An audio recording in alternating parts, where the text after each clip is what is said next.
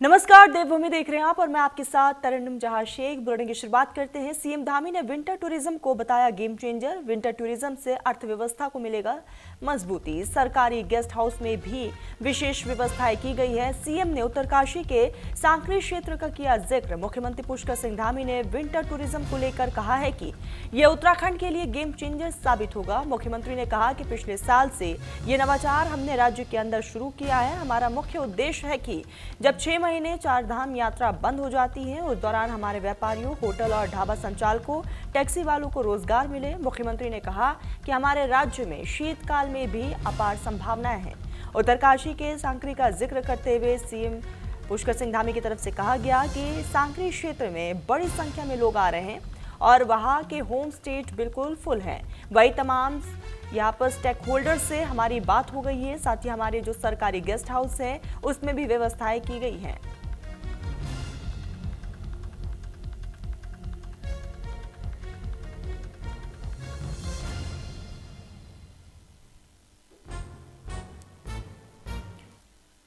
और उसके पीछे हमारा मुख्य ध्येय था कि राज्य के अंदर 6 महीने जब यात्रा चलती है उस समय में जो हमारे व्यापारी हैं, होटल वाले हैं, ढाबे वाले हैं, टैक्सी वाले हैं या जितने भी लोग पर्यटन के कारण से जिनका रोजगार व्यापार चलता है, वो 6 माह बिल्कुल बंद हो जाता था। अब 12 के 12 महीने उनको काम मिले और हमारे राज्य में अपार संभावनाएं इस शीतकाल में भी हैं।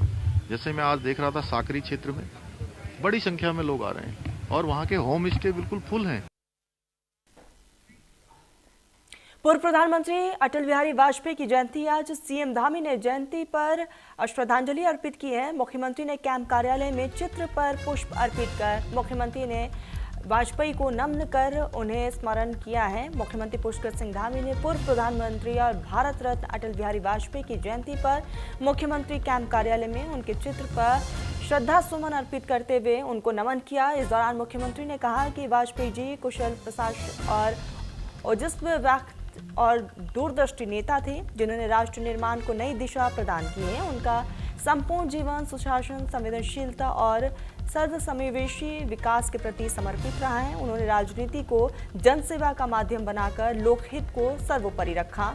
मुख्यमंत्री ने कहा कि वाजपेयी जी के विचार आज भी देशवासियों के लिए प्रेरणा स्रोत हैं। उनकी कार्यशैली से प्रेरणा लेते हुए राज्य सरकार पारदर्शी प्रशासन, त्वरित निर्णय और जनहितकारी नीतियों के जरिए विकसित उत्तराखंड की परिकल्पना को साकार करने की दिशा में आगे बढ़ रही है।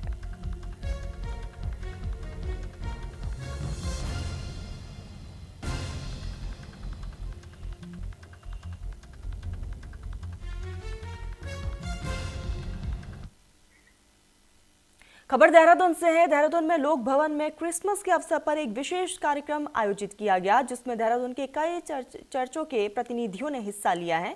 राज्यपाल lieutenant general retired Gurmeet Singh ने कार्यक्रम में शिरकत करते हुए सभी को क्रिसमस की हार्दिक शुभकामनाएं दी हैं। कार्यक्रम की शुरुआत क्रिसमस कैरॉल के मधुर गायन से हुई और उसके बाद क्रिसमस केक काटा गया है। चर्च प्रतिनिधियों ने गीतों और कैरॉल की प्रस्तुति भी दी है। वहीं राज्यपाल ने अपने संबोधन में कहा कि क्रिसमस प्रेम, करुणा और सेवा का पर्व है, जो सामाजिक एकता और भाईचारे का संदेश देता है।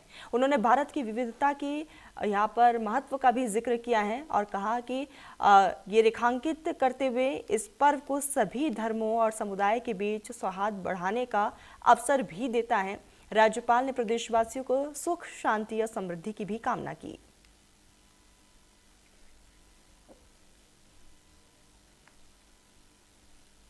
खबर बांग्लादेश से है। बांग्लादेश में हिंदुओं पर अत्याचार का जो मामला है वो लगातार बढ़ता जा रहा है। अत्याचार के विरोध में रुद्रपुर में पुतला दहन किया गया। विधायक शिव अरोड़ा के नेतृत्व में जोरदार प्रदर्शन हुआ है। प्रदर्शन के दौरान लोगों ने जमकर नारेबाजी भी की।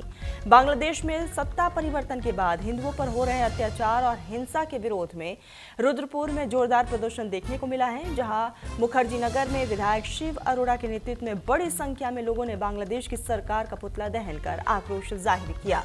प्रदर्शन के दौरान लोगों ने नारेबाजी करते हुए बांग्लादेश में अल्पसंख्यक हिंदुओं की सुरक्षा सुनिश्चित करने की मांग की है। तो वही विधायक शिव अरोड़ा ने कहा कि बांग्लादेश में लगातार हिंदुओं को चिन्हित कर उन पर हमले किए जा रहे हैं, जो बेहद चिंताजनक और मानवता को शर्मसार करने वाला है। उन्होंने हाल ही में दीपू दास की हत्या का जिक्र करते हुए कहा कि एक गरीब दिहाड़ी मजदूर को जिंदा जलाकर मार देना किसी भी सभ्य समाज में स्वीकार्य नहीं है। विधायक ने आरोप लगाया कि कट्टरपंथी मानसिकता और डेमोग्राफी चेंज के चलते बांग्लादेश में हिंदुओं पर हमले बढ़ रहे हैं और सरकार को इस पर तुरंत रोक लगानी चाहिए।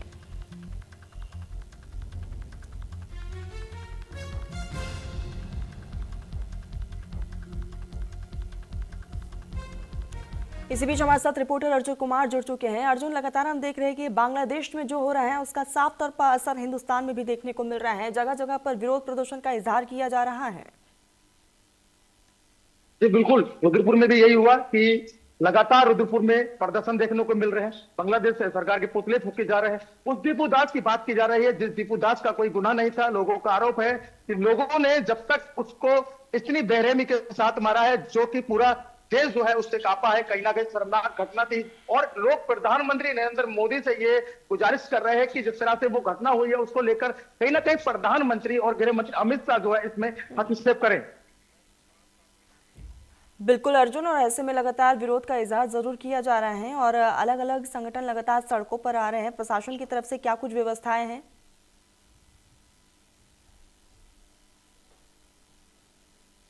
अर्जुन, मेरी आवाज पहुंच रही है आप तक? जी जी जी आ रही है।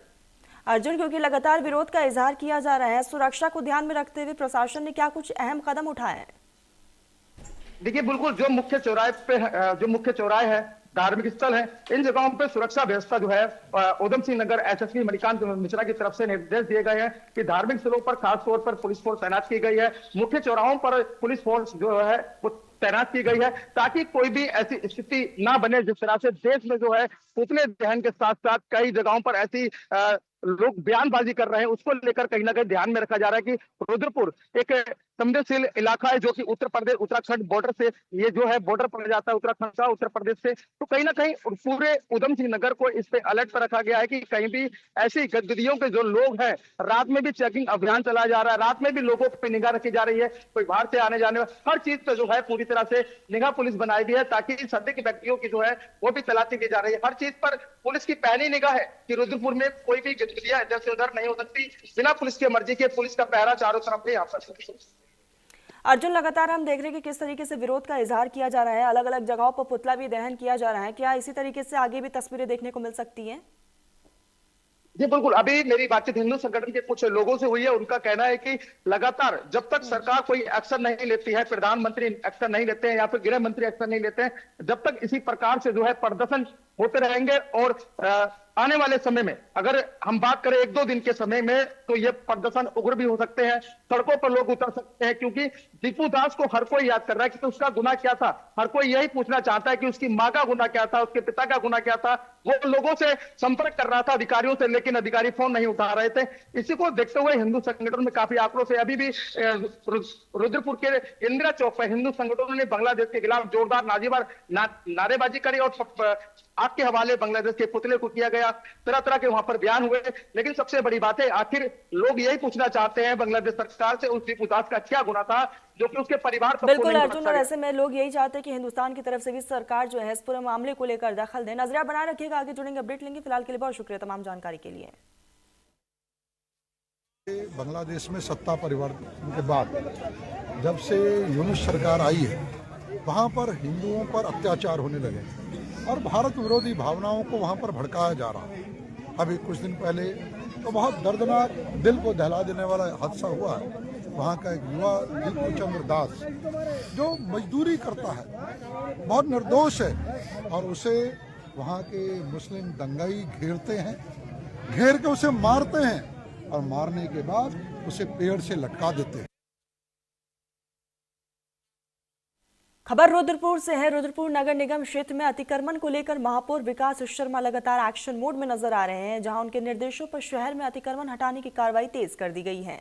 इसी को लेकर महापौर ने लोक पैराडाइज से लेकर डीडी चौक तक लगने वाले जाम की समस्या को लेकर नगर आयुक्त, सीओ, निगम टीम और पुलिस टीम के साथ मौके पर निरीक्षण किया। निरीक्षण के दौरान सड़क किनारे अतिक्रमण कर व्यापार कर रहे दुकानदारों को सख्त हिदायत दी गई। कई दुकानदारों के चालान काटे गए हैं और स्पष्ट निर्देश दिए गए हैं कि उनका सामान दुकान के अंदर ही रखा जाए ताकि यातायात ठीक से चल सके।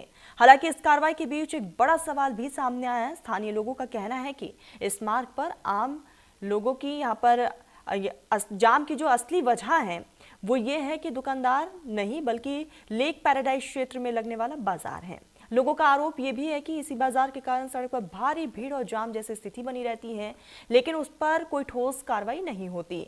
अब देखना होगा कि प्रशासन इस पूरे मामले को लेकर निष्पक्ष और ठोस कदम उठाकर रुद्रप्रयाग की जनता को जाम की समस्या से स्थायी राहत दिला पाता है या फिर नहीं।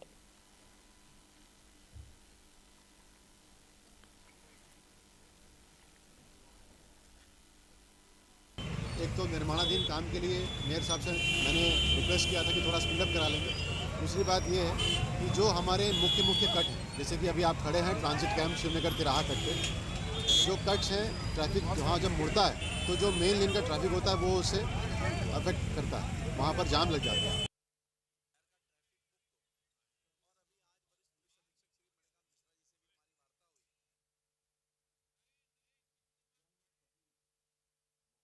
शहर का ट्रैफिक मुक्त हो। और अभी आज वरिष्ठ पुलिस अधीक्षक श्री मणिकांत मिश्रा जी से भी हमारी वार्ता हुई। उसी के तहत अभी हमारे सीओ श्री प्रशांत जी, जिन्होंने दिवाली के अंदर भी पूरी शहर की व्यवस्थाओं को ठीक कराया था, और हमारी नगर आयुक्त श्रीमती शिप्रा जोशी जी यहाँ पहुँच गई हैं, टीआई साहब भी आ गए हैं। तो हम लोगों ने कुछ प्रैक्टिकल निर्णय ले रहे हैं कि हम इन निर्णयों को करके देखते हैं, अगर उससे ट्रैफिक अच्छा होता है तो उसे परमानेंट करेंगे। तो उसी के क्रम में आज हम लोग आए हैं। अब ये पहला कट हमारा जो शिवनगर मोड़ है, इसको हम परमानेंट बंद कर रहे हैं, शहर का ट्रैफिक मुक्त हो।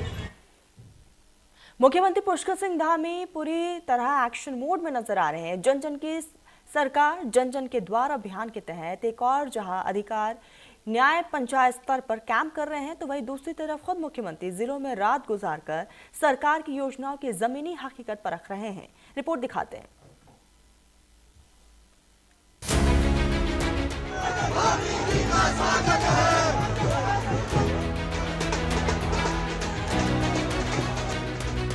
उत्तराखंड में दूर दराज पहाड़ों में रहने वाले लोगों के लिए जिला मुख्यालय तक पहुंचना आसान नहीं होता।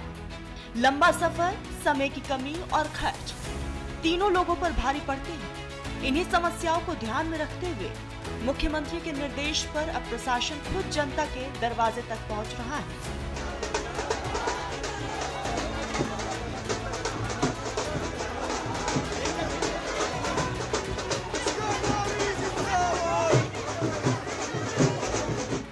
प्रदेश के 900 से ज्यादा न्याय पंचायतों में समाधान शिविर लगाए जा रहे हैं, जहां मौके पर ही शिकायतों का निस्तारण किया जा रहा है। जन जन की सरकार, जन जन के द्वार, ये कार्यक्रम आम जनता और सामान्य जनता, दूर दराज के क्षेत्रों में रहने वाले सामान्य लोगों को सुविधा मिले, उनके घर के पास सरकार पहुँचे, सभी विभाग पहुँचे, उसको लेकर ये कार्यक्रम किया जा रहा है। और सभी हमारे जितने भी राज्य के प्रशासनिक विभाग हैं, सभी प्रशासनिक विभाग और जिलाधिकारी स्वयं न्याय पंचायत स्तर पर जाकर सभी की जन सुनवाई कर रहे हैं, समस्याओं को सुन रहे हैं और उनका वहाँ पर तत्काल समाधान कर रहे हैं।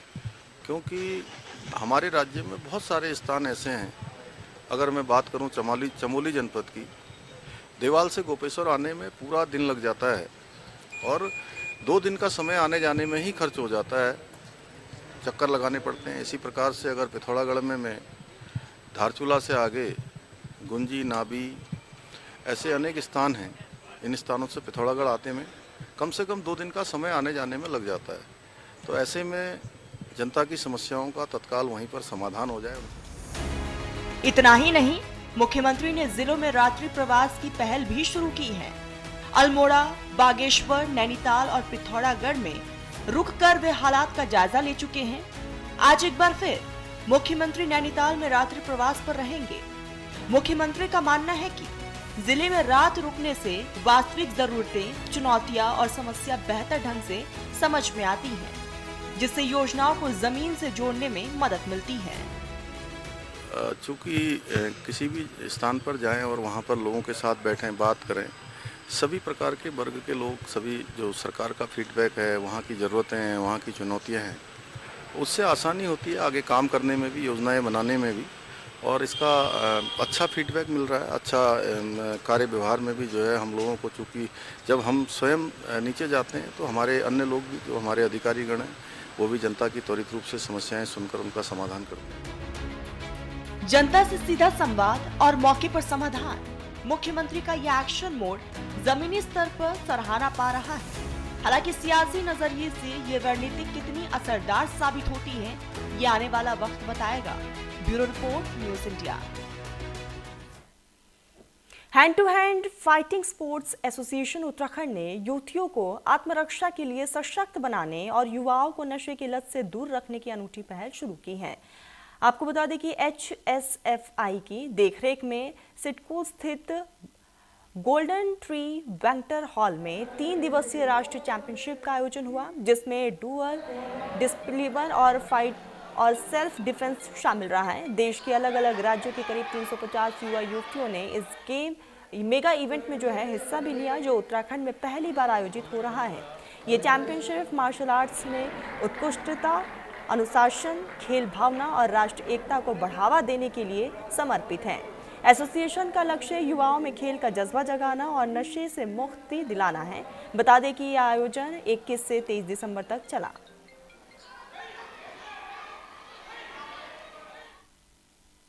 बच्चों का रुझान खेल की तरफ ज़्यादा हो, पढ़ाई के साथ साथ, इससे क्या होगा कि उनमें ये जो नशे की प्रवृत्ति है और आवारागर्दी की प्रवृत्ति है वो ख़त्म हो जाए और हमारे देश को और स्टेट को की तरक्की हो।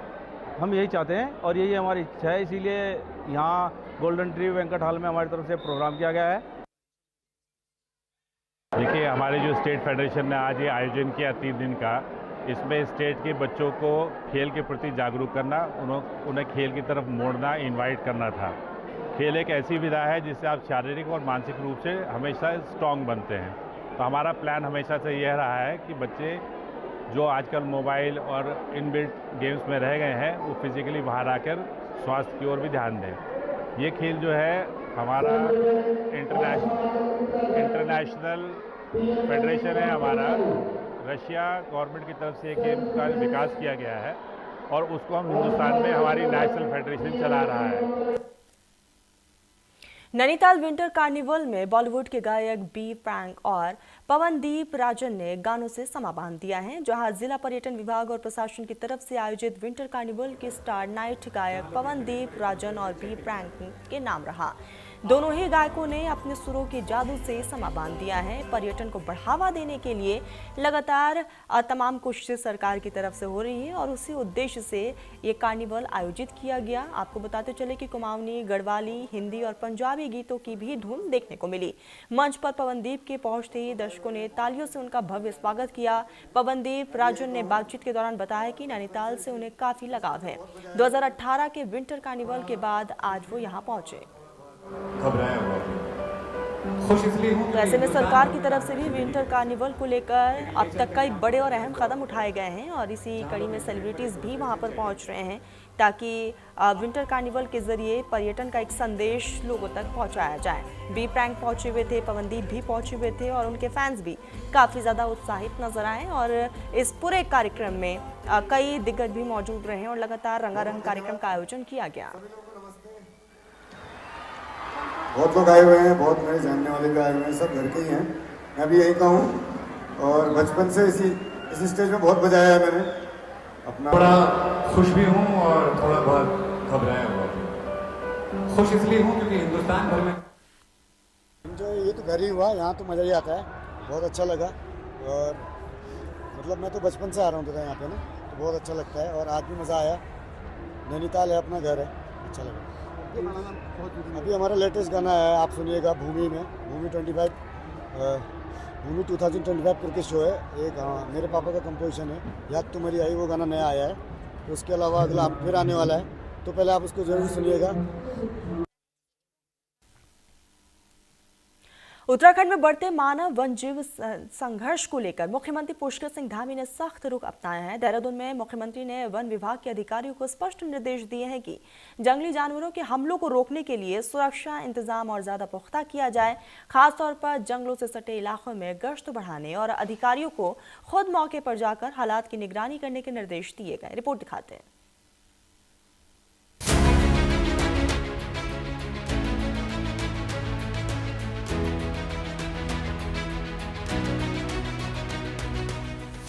उत्तराखंड में लगातार बढ़ते मानव वन जीव संघर्ष ने सरकार की चिंता बढ़ा दी है। मुख्यमंत्री पुष्कर सिंह धामी ने साफ कहा है कि जनता की सुरक्षा सरकार की सबसे पहली प्राथमिकता है और इसमें किसी भी तरह की लापरवाही बर्दाश्त नहीं की जाएगी। मुख्यमंत्री ने वन विभाग के अधिकारियों को निर्देश दिए हैं कि जंगलों से सटे संवेदनशील इलाकों में गश्त बढ़ाई जाए और अधिकारी खुद धरातल पर उतरकर हालात की निगरानी करें। मुख्यमंत्री ने बताया कि राज्य में भालू और गुलदार के हमलों की घटनाएं लगातार बढ़ रही हैं, जो उत्तराखंड के लिए एक बड़ी चुनौती बन चुकी है। इस गंभीर मुद्दे को लेकर उन्होंने केंद्र वन मंत्री भूपेंद्र यादव से भी बातचीत की है। प्रभावित क्षेत्रों में रेस्क्यू सेंटर स्थापित किए जा रहे हैं और वन विभाग के सभी अधिकारियों को अलर्ट मोड पर रहने के निर्देश दिए गए हैं ताकि मानव और वन जीव दोनों की सुरक्षा सुनिश्चित की जा सके। इसमें मैंने अभी माननीय भूपेंद्र यादव जी वन एवं पर्यावरण मंत्री जी से भी इस पर अनुरोध किया है कि राज्य के अंदर ये हमारे लिए बहुत बड़ी चुनौती बन गई है। जगह जगह पर ये मानव वन्य जीव संघर्ष से, भालू के हमलों के कारण से, गुलदार के हमलों के कारण से लगातार बढ़ रहा है। हम जगह जगह रेस्क्यू सेंटर बनाने का भी हमने काम प्रारंभ कर दिया है। इसके अतिरिक्त जो सभी हमारे अधिकारी हैं वो ग्राउंड पर जाएं, गश्त लगाएं और किसी भी कीमत पर जान माल की सुरक्षा की जाए, उसके लिए सारे काम आगे किए जा रहे हैं। वहीं पहाड़ी इलाकों में जंगली जानवरों के बढ़ते आतंक का सबसे ज्यादा असर स्कूल जाने वाले बच्चों पर पड़ रहा है। इसको लेकर शिक्षा विभाग भी चिंतित नजर आ रहा है। शिक्षा मंत्री धन सिंह रावत ने कहा कि बच्चों की सुरक्षा को ध्यान में रखते हुए उन्हें स्कूल तक सुरक्षित पहुंचाने के लिए स्कॉट सुविधा उपलब्ध कराने पर विचार किया जा रहा है। उन्होंने बताया कि जिन इलाकों में जंगली जानवरों का खतरा ज्यादा है, वह स्कूलों के समय में बदलाव भी किया जा सकता है। इस संबंध में शिक्षा मंत्री ने वन मंत्री से भी बातचीत की है और सुरक्षा के पुख्ता इंतजाम करने को कहा गया है। देखिए, हम लोगों ने जिला प्रशासन को और वन विभाग को भी मैंने भी स्पेशली कहा है कि जितने भी स्कूलों में जंगली जानवरों की दिक्कत हो रही है या निकटतम जो है जहाँ स्कूल में कहीं भालू की दहशत है, कहीं जो है बाघ की है, तो एक तो स्कॉट की व्यवस्था के लिए कहा है। दूसरा, हमने जिला प्रशासन को ये भी कहा है कि स्कूल का समय बदलने के लिए भी कहा है। ये दोनों बातें हमने कही हैं और आज वन मंत्री जी इस पे अधिकृत बयान देने वाले भी हैं कि हम और इसका एक्शन प्लान क्या रहेगा। कि हमारे मुख्यमंत्री जी ने भी भारत सरकार के केंद्रीय मंत्री जी से बात की है। मानव वन जीव संघर्ष को लेकर सरकार की सक्रियता के बीच अब देखना होगा कि जमीनी स्तर पर ये निर्देश कितनी तेजी से और प्रभावी तरीके से लागू होते हैं ताकि पहाड़ों में रहने वाले लोगों और बच्चों को सुरक्षित माहौल मिल सके। Bureau report, news India. Mussoorie की लाइब्रेरी चौक में मसूरी विंटर लाइन कार्निवल 2025 का भव्य शुभारंभ हुआ। कैबिनेट के मंत्री गणेश जोशी ने रिबन काटकर कार्निवल का उद्घाटन किया। कार्निवल के पहले दिन कार्यक्रम में उत्तराखंड राज्य आंदोलन के नायक इंद्रमणि बड़ोनी को समर्पित रहा है और इस अवसर पर हेलीकॉप्टर से पुष्प वर्षा भी की गई। मंत्री गणेश जोशी ने इंद्रमणि बड़ोनी को नमन करते हुए कहा कि कार्निवल का हर दिन राज्य की महान यहाँ पर विभूतियों के नाम समर्पित किया जाएगा। कैबिनेट मंत्री ने बताया कि यहाँ पर मसूरी विंटर लाइन कार्निवल पर्यटन को बढ़ावा देने के साथ साथ स्थानीय संस्कृति, व्यंजनों और उत्पादों को देश विदेश तक पहुंचाने का माध्यम भी है। उन्होंने बताया कि कार्निवल की शुरुआत साल 2013 में आपदा के बाद पर्यटन को पुनर्जीवित करने के लिए की गई थी।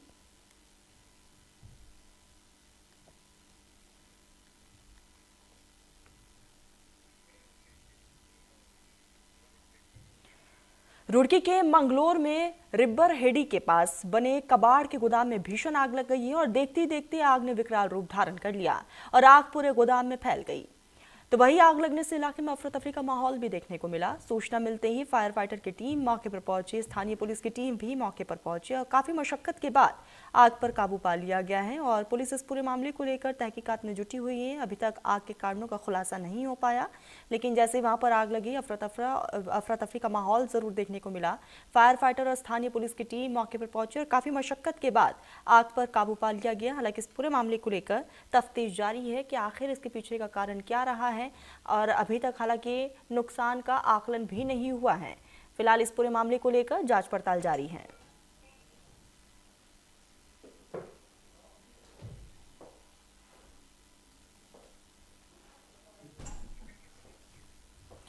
तो ये तस्वीर आपको दिखा रहे हैं कि किस तरीके से आग लगी है और आपको बता दें कि आग लगते ही वहां पर हड़कंप मच गया, लोग इधर उधर भागते नजर आए हैं। आग धीरे धीरे विकराल रूप धारण करती हुई भी नजर आई। आसपास के कई अब यहाँ पर एरियाज को अपने चपेट में आग ने यहाँ पर रख लिया, जिसमें अफरा तफरा यहाँ पर माहौल जरूर देखने को मिला। साथ ही साथ जो है लोग ज्यादा काफी यहाँ पर परेशान भी नजर आए। फिलहाल इस पूरे मामले को लेकर तफ्तीश जारी है और इसके पीछे का आखिर कारण क्या रहा है, इसको लेकर भी तहकीकात की जा रही है। देवभूमि में बस इतना ही। आप देखते रहिए न्यूज़ इंडिया।